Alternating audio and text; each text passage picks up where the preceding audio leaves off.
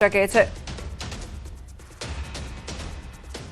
ગુજરાતમાં લગભગ સિસ્ટમ તો રાજસ્થાન તરફ જઈ છે, પરંતુ એક ટ્રફ રેખા તો બની છે નાની, અને બીજો એક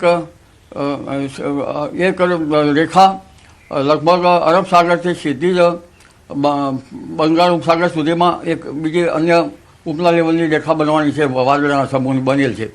જો કે આ રેખા તો ધીરે ધીરે ઘટતી જશે અને ટ્રફ જે છે મોન્સૂન એ ધીરે ધીરે ઉપર જતું જશે, એટલે દેશના ઉત્તરીય પૂર્વીય ભાગોમાં ભારે વરસાદની શક્યતા રહેશે।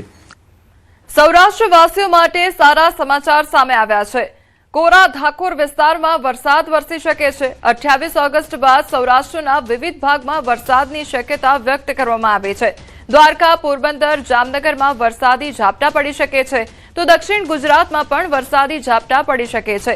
ઓગસ્ટ માસમાં તાપી નદીનું જળસ્તર વધી શકે છે। સપ્ટેમ્બરની શરૂઆતમાં અરબ સાગરમાં એક સિસ્ટમ બનવાની શક્યતા છે। આ વરસાદ તો જો કે ગુજરાતના ભિન્ન ભિન્ન ભાગોમાં ચાલુ જ રહેશે। હમણાં ઉત્તર સૌરાષ્ટ્રના ભાગો, દક્ષિણ સૌરાષ્ટ્રના કોઈ ભાગો, દક્ષિણ ગુજરાતના ભાગોમાં, પરંતુ જે ઓગસ્ટના અંતમાં અને સપ્ટેમ્બરના શરૂઆતમાં એક અરબ સાગરમાં પણ હલચલ જોવા મળશે।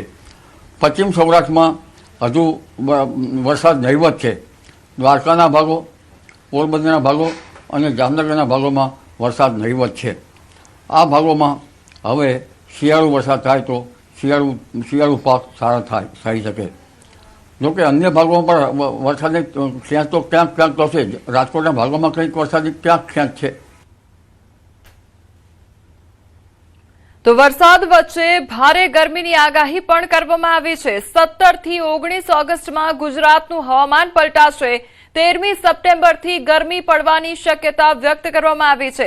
23 સપ્ટેમ્બરે ભારે ગરમી પડવાની સંભાવના સેવાઈ રહી છે, તો અંબાજીમાં વરસાદ થવાની શક્યતા રહેશે। ભાદરવા પૂનમ સુધીમાં વરસાદી ઝાપટા પડી શકે છે। બંગાળ ઉપસાગરમાં એક પછી એક સિસ્ટમો બનતી જશે।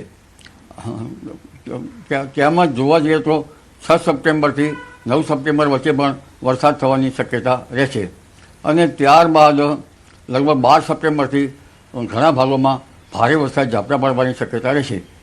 13 સપ્ટેમ્બરમાં ગરમી પડવાની શક્યતા રહેશે, અને ત્યાંમાં તારીખ 23મી સપ્ટેમ્બરે ભારે ગરમી પડવાની શક્યતા રહેશે।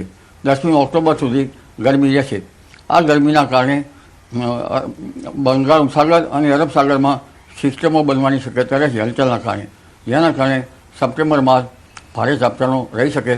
પશ્ચિમ સૌરાષ્ટ્રમાં પણ ઝાપટા પડી શકવાની શક્યતા રહે। ગણેશ ચતુર્થીને લઈને પણ મોટી આગાહી કરવામાં આવી છે। ભક્તો માટે માઠા સમાચાર સામે આવ્યા છે।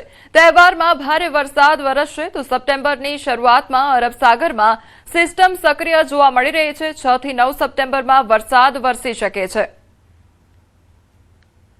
ગણેશ ચતુર્થીના જે દિવસોમાં જ વરસાદ સારો થવાની શક્યતા રહેશે। લગભગ સપ્ટેમ્બરના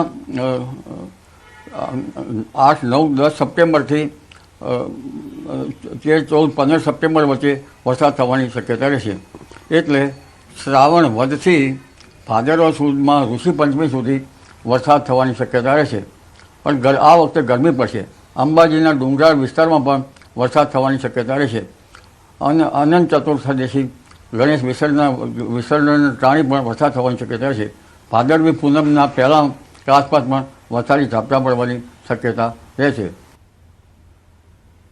તો બનાસકાંઠાના પાલનપુરમાં બપોર બાદ મેઘરાજાએ પધરામણી કરી છે। પાલનપુરના ગાંઠ મનપાટિયા પાસે પાણી ભરાઈ ગયા છે, ત્યારે ધીમી ધારે વરસાદ શરૂ થતા સમગ્ર પંથકમાં ઠંડક પ્રસરી ગઈ છે, તો લોકોને ગરમીથી આંશિક રાહત પણ પ્રાપ્ત થઈ છે। પાલનપુરના દ્રશ્યો સામે આવ્યા છે કે જ્યાં બપોર બાદ વરસાદી માહોલ જામ્યો હતો, તો ધીમી ધારે વરસાદ વરસ્યો હતો, તો લોકોને ગરમીથી આંશિક રાહત પ્રાપ્ત થઈ છે। વાતાવરણમાં ઠંડક પ્રસરી ગઈ છે, તો આગામી સમયમાં હજુ પણ વરસાદને લઈને આગાહી કરવામાં આવી છે।